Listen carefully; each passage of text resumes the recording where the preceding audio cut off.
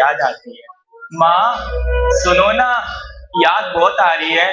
तू बचपन में अपने हाथों से खिलाया करती थी, अपने हाथों से सुलाया करती थी, वो पल याद आने लगते हैं।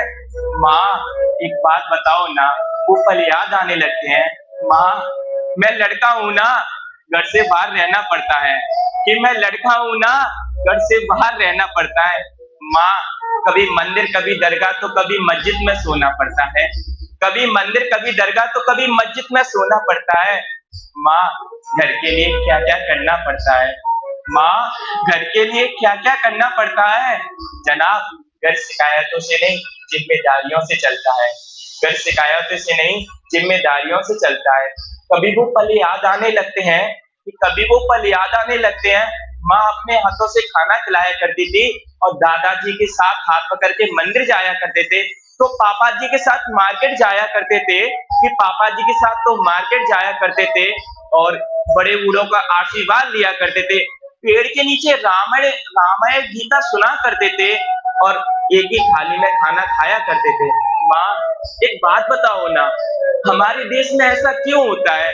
माँ क्यों बेटियों को बलात्कार होता है, क्यों बेटियों के टुकड़े होते हैं? माँ एक बात बताओ ना, हमारे देश में ऐसा क्यों होता है? ये बेटियां नहीं होंगी तो राखी कौन बांधेगा, ये बेटियां नहीं होंगी तो राखी कौन बांधेगा?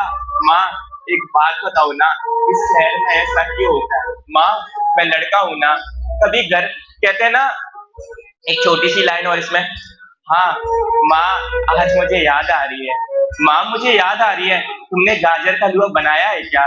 बेटा साल बीत गए दिन बीत गए तू लौट कर नहीं आया, बेटा साल बीत गए दिन बीत गए तू लौट कर नहीं आया, तेरा संदेशा मिल रहा है तू लौट कर नहीं आया, तेरा संदेशा मिल रहा है लौट कर नहीं आया।